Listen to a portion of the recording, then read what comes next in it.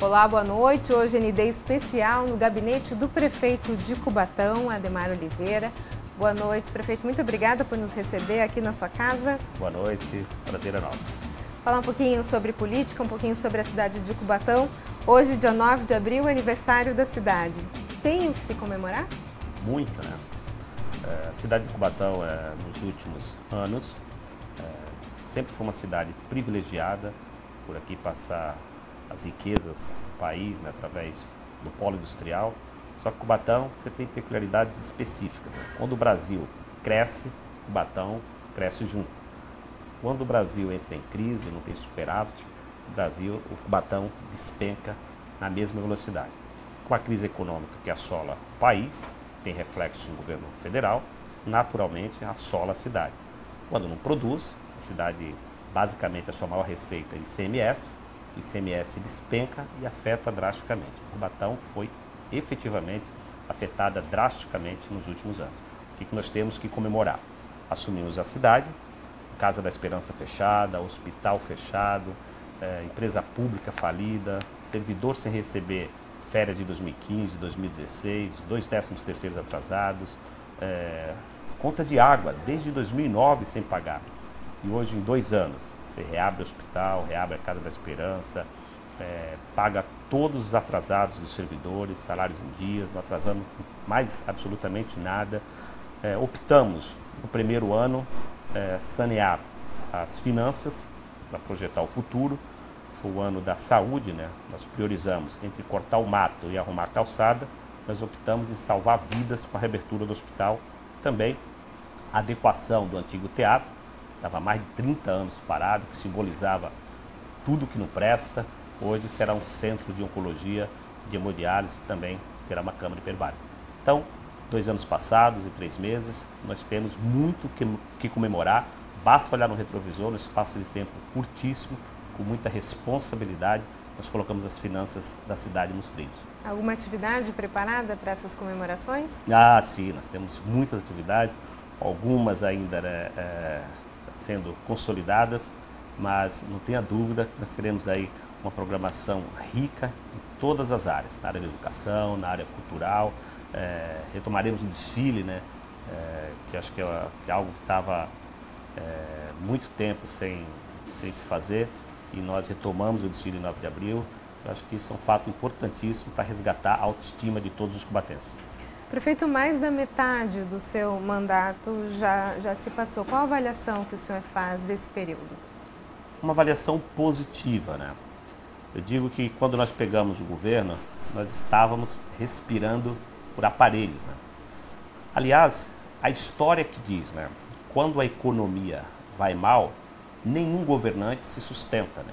O Brasil demonstra isso. Se você pegar os impeachments, né, presidenciais, você vê que a maioria na sua linha foi quando o Brasil teve uma grande derrocada nas suas finanças. Eu faço por analogia um comparativo com Cubatão.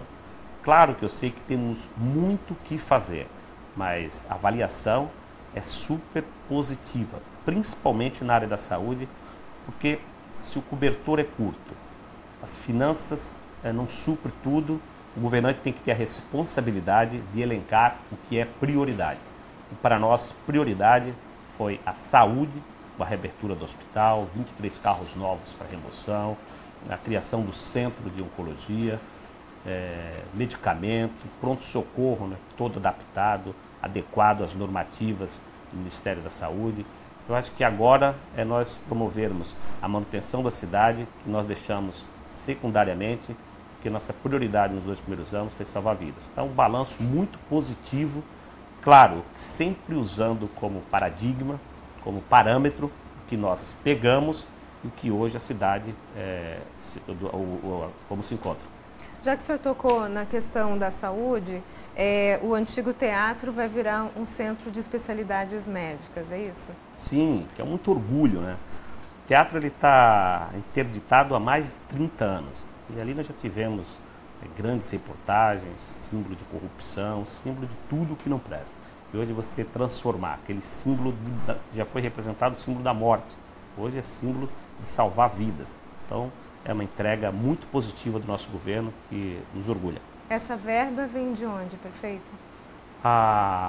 A adaptação do Centro de Oncologia, porque era um teatro, foi adaptado e adequado. Esses recursos vieram da contrapartida da concessão do nosso hospital. Nosso modelo de concessão é 60 SUS, 40 privado. Quando nós demos o hospital em concessão, nós pedimos uma contrapartida financeira, que foi justamente para reformar. Pra você ter uma ideia, o hospital, quando nós pegamos, até os cabos dos elevadores tinham sido furtados. Então nós pedimos 9 milhões de contrapartida da concessão, investimos na reabertura do hospital e o restante adequamos o prédio para poder funcionar ali, o Centro de Oncologia. Não vai atender só a cidade de Cubatão, no Centro de Oncologia Hemodiálise, vai ter todo o atendimento metropolitano. A gente está falando desde o início do bloco sobre a reconstrução da cidade, né? Desde que o senhor assumiu como estava Cubatão, o reflexo que o país faz na cidade. Eu gostaria que o senhor falasse um pouquinho sobre a questão financeira. Efetivamente, como é que estão as finanças de Cubatão? Olha, Cubatão é lamentável. Eu comparo Cubatão aos países petrolíferos, né? Com exceção da Noruega, onde você tem muita riqueza, infelizmente não se traduziu em bem-estar social e a miséria acabou reinando. Se você pegar Rio de Janeiro, Macaé e outros exemplos, por comparação, as riquezas do polo de Cubatão, em épocas de bonanças, os governantes não tiveram a sensibilidade de governar para projetar o futuro. Exerceram governos pensando efetivamente nos seus mandatos. Vou te dar um exemplo bem prático. Você pega Praia Grande, 90% da receita de Praia Grande gira em torno do IPTU. Cidade de Cubatão, 137 mil habitantes, nós só temos 28 mil carnês de IPTU, representando apenas 11% da arrecadação. Ou seja, nós somos totalmente dependentes do polo industrial. A história não começou no meu governo, né? A gente pegou uma máquina andando. Nós tivemos que trocar os pneus com o carro em movimento, nós tivemos que reinventar. Haja vista que o governo anterior deixou a cidade destruída. Nós não tivemos superávit de arrecadação. As finanças continuam estagnadas, como disse. Quando o Brasil cresce, Cubatão sobe junto. Quando o Brasil decresce, é a primeira cidade também a cair, do ponto de vista de arrecadação. Então nós tivemos que nos reinventar, ser responsáveis nos gastos. Ainda temos um déficit de precatório gigante, né? Cubatão paga precatório a nível de estado. Para você ter uma ideia, chegamos a quase 4% do que se arrecada para pagar precatório, que vem com reflexos da época dos prefeitos biônicos, da década de 80, que não se elegia, se nomeava. Naquela época, por conta das nomeações, tiveram desapropriações irresponsáveis, onde nós pagamos o preço até hoje. Então nós tivemos que estancar os gargalos, colocar as finanças em ordem, enxugando todos os contratos, e hoje com os mesmos recursos dos últimos 10 anos, nós conseguimos colocar as finanças em dia, mas com muita austeridade fiscal. Por exemplo, a reforma que nós fizemos, foi uma reforma que o Brasil não fez, mas nós fizemos. Isso, claro, nos dias de hoje, com a nova política, não comporta mais os prefeitos fanfarrões que fizeram muitas fanfarras com dinheiro público, né? Queriam aumentar a sua popularidade, pegava o dinheiro público e distribuía, né? Hoje já não se comporta mais isso. Então, hoje é você manter a sua credibilidade. Popularidade você recupera, credibilidade não. Então, o físico o Brasil não fez para projetar o futuro, com as finanças em dias e manter minimamente os serviços essenciais para os nossos cidadãos e cidadãs cubatenses. No próximo bloco a gente vai falar um pouquinho sobre o polo industrial de Cubatão. Nós voltamos em instantes. Até já. O ND Especial está de volta hoje na cidade de Cubatão e eu converso com o prefeito Ademar Oliveira.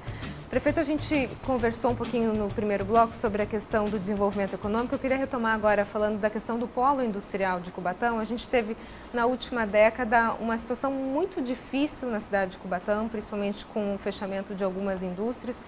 E agora a gente pode falar em retomada no desenvolvimento econômico na cidade? Sim, é o que nós esperamos, né? O país espera, claro. Primeiro a reforma da Previdência, os reflexos, os efeitos colaterais, já de imediato. É o que nós estamos aqui aguardando com ansiedade para que isso ocorra. Claro que nós não ficamos nessa dependência apenas do governo federal na aprovação da Previdência. Nós temos feito a nossa lição de casa. Eu criei aqui, junto com o CIESP, o CID, né, que é o Centro Industrial, é o condomínio industrial das 23 maiores empresas, a Fábrica de Oportunidade, onde nós tivemos a oportunidade de vender a cidade de Cubatão, não só para o Brasil, vendemos para fora do país também, com todo o material riquíssimo aqui com as nossas áreas, demonstrando que Cubatão você tem rodovia, você tem porto, você está a 6 quilômetros do maior porto da América Latina, praticamente 50 quilômetros, 60 quilômetros da maior metrópole consumidora do país. Nós temos energia, nós temos todas as condições para que as empresas possam se instalar aqui. Nós temos muitas empresas com tratativas, discutindo incentivos fiscais. Eu não tenho nenhuma dúvida que esses 2 anos, todos os nossos esforços, a partir de agora, serão todos consolidados. Então, logo, umas 2 ou 3 novas empresas se instalarão aqui na cidade, mas por enquanto, como ainda não foi consolidada essas tramitações, nós estamos ainda aguardando. Mas eu estou otimista por tudo que nós fizemos e colheremos bons frutos. Novas indústrias a gente pode esperar? Sim, eu vou antecipar uma aqui, porque já está com 90%, né? A Ambev, né? A Ambev se instalará em Cubatão, fechará suas unidades na região, 3 postos, e virá com força total para a cidade de Cubatão, ofertando aí, em média de 300 a 400 empregos. E as outras 2 ainda não está, as coisas ainda não estão consolidadas, eu não quero antecipar para não atrapalhar aí as negociações. Depois de uma boa notícia, eu gostaria agora de falar de um assunto que tem causado um pouco de preocupação. Recentemente, Cubatão enfrentou a greve dos professores e agora eu gostaria que o senhor explicasse um pouquinho o que está acontecendo na educação em Cubatão. O que eu vou responder agora tem relação com o que disse em relação aos cidade rica, e infelizmente os governantes não conseguiram fazer dessas riquezas e transformar em bem-estar social. O que aconteceu? Qual o fator motivador da greve? 30% de gratificação de nível. Traduzindo, o que seria isso? Você abre o concurso e no concurso você exige que as pessoas que se interessem em participar tenham curso superior. É uma exigência de concurso. Você vai exigir para que o contador, para que o médico tenha curso superior. Após eles ingressarem, mesmo tendo essa exigência no edital, o administrador da época deu mais 30% de gratificação de nível. A gratificação de nível é justamente para que as pessoas tenham uma reciclagem na sua carreira e possa galgar até 30% numa ascensão profissional, até por meritocracia. Infelizmente, o governante deu por liberalidade. A Justiça, foi o Ministério Público Estadual, impetrou uma ação civil pública pedindo a retirada desse benefício porque foi concedido de forma ilegal. A decisão foi judicial, não foi a decisão política.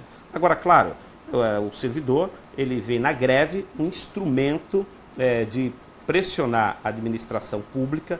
A administração pública acaba, às vezes, sendo refém, porque mesmo a greve sendo decretada ilegal, ele se acha no direito de usar esse instrumento, é legítimo, não cabe aqui o administrador ficar discutindo o direito de greve, cabe impetrar com ação judicial, mas mesmo assim, sabendo que foi um benefício concedido de uma forma ilegal, e está demonstrado isso, na última sexta-feira, né, foi julgado no STF o último recurso, que é o agravo regimental, e por unanimidade os ministros do STF bateram o martelo da ilegalidade desse benefício, e eles querem que a gente faça uma recomposição de imediato, ou seja, uma afronto direto à decisão judicial. Mesmo assim, nós temos a sensibilidade, que é um impacto agressivo, né, nos vencimentos das pessoas, que há mais de 20 anos já faziam daquilo ali o planejamento das suas vidas. Nós vamos enviar um projeto de lei para a Câmara, já está praticamente pronto, para que a Câmara possa votar e diminuir minimamente as percas com essa decisão judicial. Em Cubatão sempre foi o sonho de consumo do funcionalismo público, né? Agora a gente está falando de um momento de crise, quer dizer, mudou um pouco e exigiu um forte arroxo em relação à questão financeira para a cidade não quebrar. O senhor foi responsável por encabeçar essa nova fase. Isso, de certa forma, traz algum desconforto político para o senhor?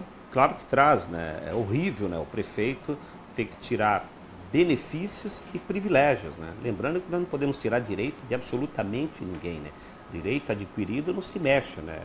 Direito adquirido protegido pela Constituição Federal. Mas, por exemplo, o benefício das férias em dobro, né? Só a cidade de Cubatão pagava férias em dobro. Eu adoraria continuar pagando. O servidor merece, é digno isso. O problema é que quando nós pegamos esse direito, esse benefício de férias em dobro, era só no papel, não se pagava há mais de 2 anos. Então nós tiramos as férias em dobro e o privilégio da incorporação, né? A incorporação fez com que Cubatão chegasse a salários com patamares de jogador de futebol, eu digo aqui, pagodeiro, né? Uma época a gente via aí os ganhos. E a cidade hoje não comporta mais. Em pleno século XXI, você não pode mais pagar para colaboradores salário de 30 mil, 40, 50. Tudo bem que tem um limite constitucional que ninguém pode ganhar mais que o prefeito. Digamos, se não existisse esse limite, se o Congresso não travasse isso na Constituição, a cidade de Cubatão hoje já estaria sendo engolida, como foi, né, pelas má gestão e por suas finanças, né, a arrecadação seria incompatível com o que se gastava com a RH. O senhor acha que esse desgaste pode causar uma futura reeleição? Pode causar um problema? Olha, eu tenho trabalhado com a verdade, né? Digo que o que você não pode perder é a credibilidade. Popularidade você perde hoje e com os resultados você recupera. A minha esperança é, com trabalho, com dedicação, restabelecer a popularidade. E a reeleição é algo que não se discute agora, não passa isso pela minha cabeça.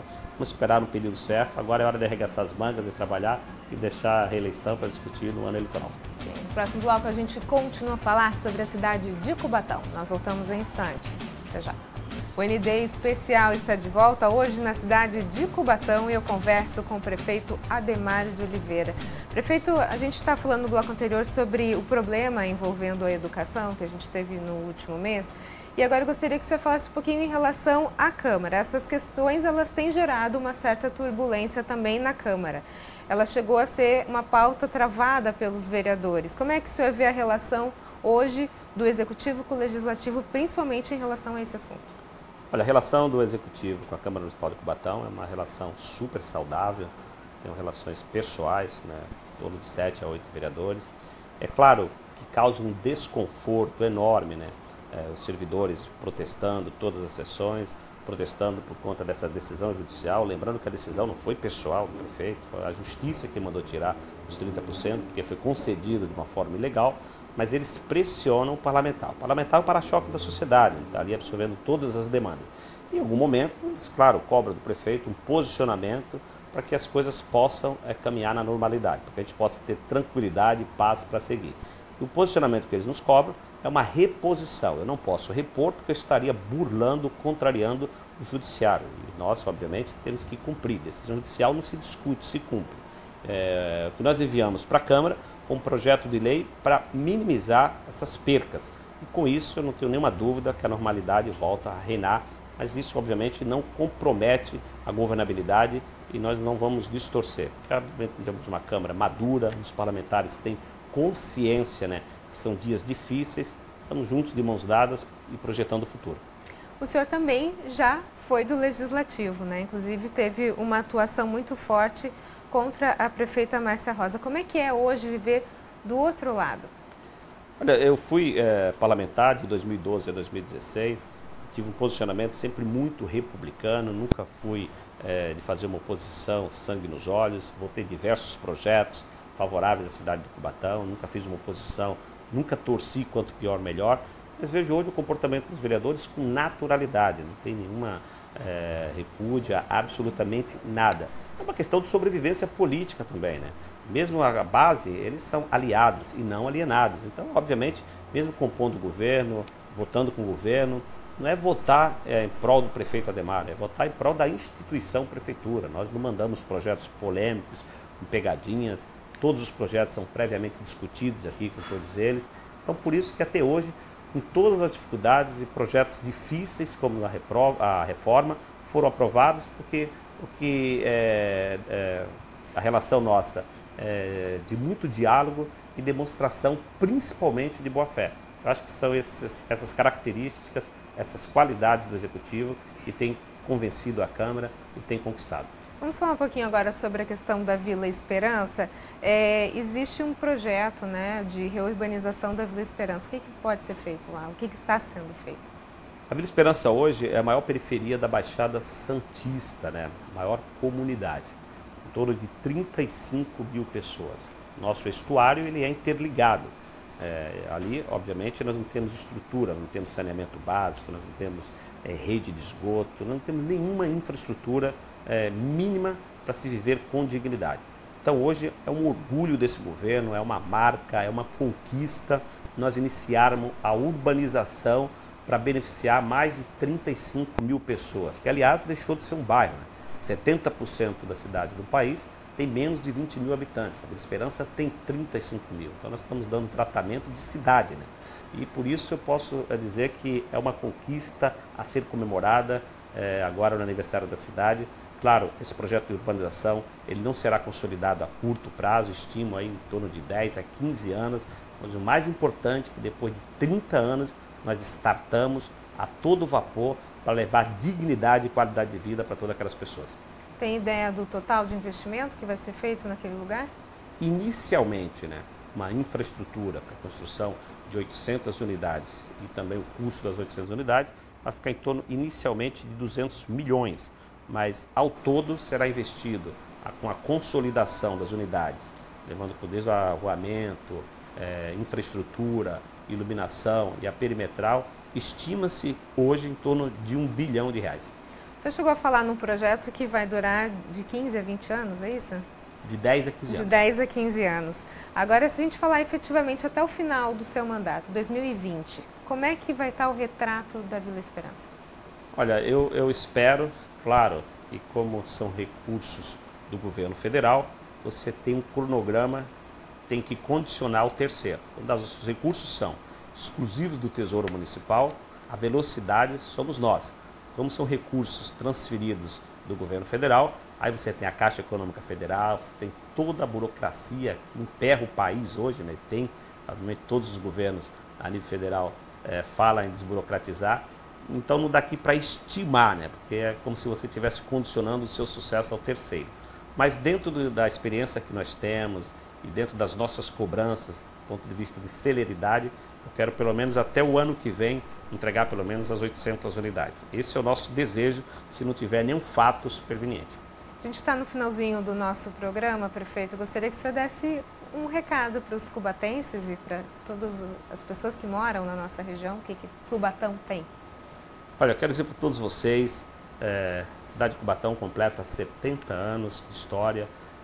O povo cubatense é um povo trabalhador, a mulher cubatense é uma mulher honrada. Eu acho que a luta, a somatória de esforços, todos nós juntos, de mãos dadas, nós temos que projetar a cidade para o futuro. E eu não tenho nenhuma dúvida que tenho tomado todas as decisões alicerçado num projeto futurista. Nós temos que melhorar, resgatar a autoestima de todos os cidadãos e cidadãs cubatenses e faremos isso com muita dedicação. Dias difíceis, encaramos dias turbulentos por conta da condição como nós pegamos a cidade, mas claro que a história do Cubatão não começou no meu governo. Nós pegamos a locomotiva andando, tivemos que trocar os pneus em pleno movimento. Temos feito isso com muita seriedade e responsabilidade, projetando com um governo sério o futuro. Temos que tomar medidas, mesmo que sejam medidas árduas, mas com responsabilidade. Não dá mais nos dias de hoje prefeitos fanfarrões que governam só para manter a sua popularidade. Claro que tem que manter a popularidade e a credibilidade. E é isso que nós estamos fazendo. Então, desejar um feliz aniversário à nossa amada Cubatão e dizer que muitas, mas muitas coisas boas virão, já sendo um reflexo desses 2 anos de muito trabalho. Uma carga horária em média de 12 a 14 horas, de domingo a domingo aqui. E é com esse ritmo que nós iremos trabalhando e colhendo os frutos para o futuro. E aí, prefeito, muito obrigada pelas suas informações, sucesso, obrigada por nos receber aqui também, muito obrigada. Obrigado, eu que agradeço. O ND fica por aqui, uma ótima noite para você, parabéns a todos os cubatenses e a gente se vê. Até mais.